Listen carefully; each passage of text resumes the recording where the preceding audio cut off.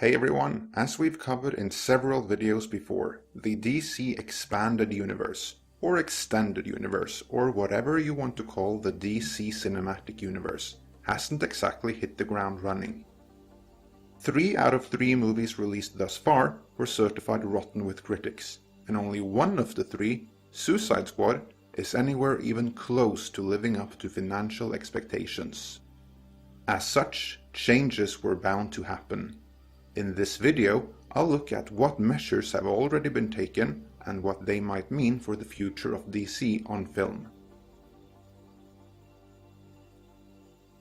The reports of turmoil behind the scenes at DC date back to when Warner first started showing early cuts of Batman v Superman to test audiences, who did not respond to it the way Warner had hoped and imagined they would. The severely mixed reaction the movie received upon wide release did not improve matters in the slightest. In the aftermath of Batman v Superman, Warner made several changes behind the scenes. In May, The Hollywood Reporter broke the scoop that a new division of Warner dedicated exclusively to DC films had been created. This new division was simply called DC Films, and would be led by producer Jon Berg and comic book writer turned producer Geoff Johns. Johns would also be made president and chief creative officer of DC Entertainment. According to the article, Warner had hoped that the seasoned film producer and comic book veteran would be able to replicate the kind of success Marvel Studios had under the vision of Kevin Feige. But you can't make an omelette without breaking some eggs. So in this restructuring, Charles Roven, producer on Batman v Superman, Suicide Squad and Wonder Woman, was relieved of all DC responsibilities. Another result of the restructuring is that Zack Snyder's influence on the future of DC films, which was already reduced when Ben Affleck was appointed executive producer on Justice League, is reduced even further. More likely than not, the influence of Zack Snyder's wife and fellow producer, Deborah Snyder, is also reduced accordingly. By the time this restructuring was complete, however, Suicide Squad, Wonder Woman, and Justice League, all developed under the previous management, were already in so advanced stages of production that very few changes could be made. We've already covered the Suicide Squad reshoots in earlier videos, so check out those for further details. We do not yet know too much about what is going on with Wonder Woman.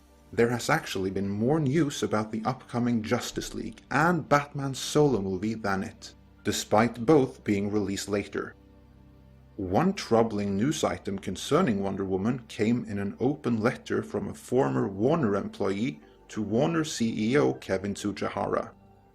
In this letter, which heavily criticizes Warner for keeping Snyder, who keeps dropping the ball time and again while firing other staff who actually do their jobs, it was alluded that Wonder Woman is a mess. Now this should be taken with a grain of salt. We do not know if this open letter is legit. It might have been written by a prankster for all we know. If indeed it is legit, it is written by an ex-employee with an obvious axe to grind, and this ex-employee might not have any insight into the current state of Wonder Woman, meaning the claim should still be taken with a grain of salt.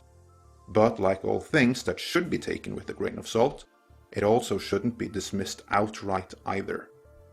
This letter seems to have hit a nerve with Wonder Woman director Patty Jenkins though. In a series of tweets over the course of 2 days, she vehemently denied that there were any sort of problems at all, while claiming the open letter was fake and aimed at spreading misinformation. Her assurances actually had the opposite effect on me. Experience from studying troubled productions has taught me that you can't really trust denials.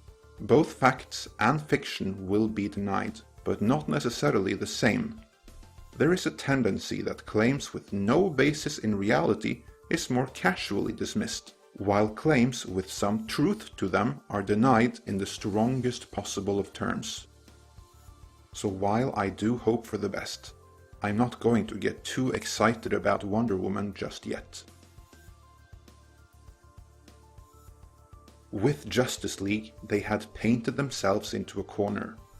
The movie was developed under the previous regime who made Batman v Superman the divisive movie it was.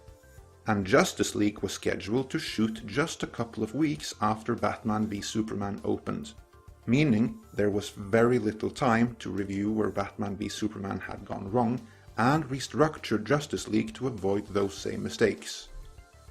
Delaying the shoot wasn't an option, as that would have cost the studio tens upon tens of millions of dollars, and if they might have wanted to fire Snyder there and then, no one would have been willing to step into the director's chair at such short notice.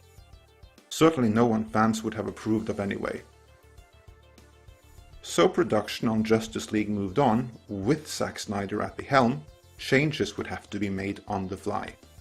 To this end, Ben Affleck was appointed executive producer, meaning Zack Snyder had to answer to him where decisions on Justice League are concerned.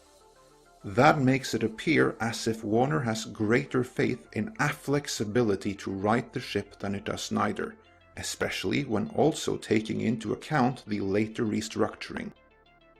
After Justice League, how long will Snyder stand for this string of apparent demotions?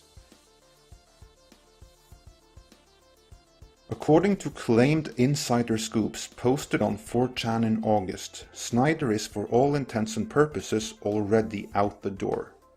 Again, information originating on Reddit, 4chan and similar should always be taken with a grain of salt, but not be dismissed outright, as those of you who have followed our earlier coverage on, among other things, Ghostbusters and Fantastic Four should be well aware of.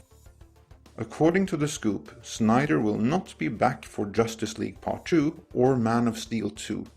Fired or left of his own free will, both seem equally plausible.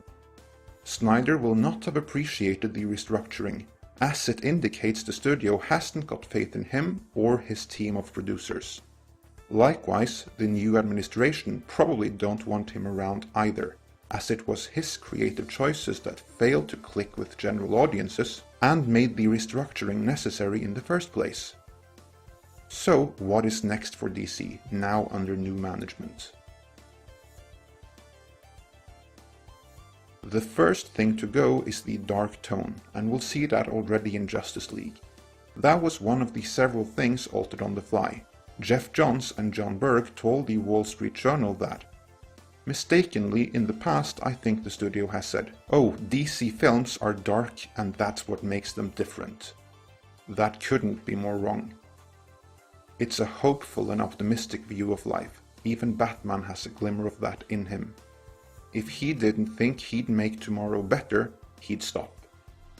To this end, they accelerated the story in Justice League to get to the hope and optimism faster. After Justice League, there are few other leftovers from the previous regime. Geoff Johns and Jon Berg can dictate changes to movies already in development, cancel announced movies, and make others happen. Case in point, they have already greenlit Man of Steel 2 and Justice League Dark. According to the same 4chan scoop that claimed Snyder was out, Johns and Berg have mapped out the entire DC universe on film up till 2023, and while Cyborg may be out, Titans, Birds of Prey and New Gods, which the Jack Kirby fan in me is particularly excited about, are in. Let me know what you think of the restructuring and rumored slate in the comments. If you like this video, please hit that subscribe button. Join us for spin-free news and analysis of the happenings and corporate politics behind the scenes of your favorite genre movies, as well as explorations of your favorite characters and their backgrounds and context here at Midnight's Edge.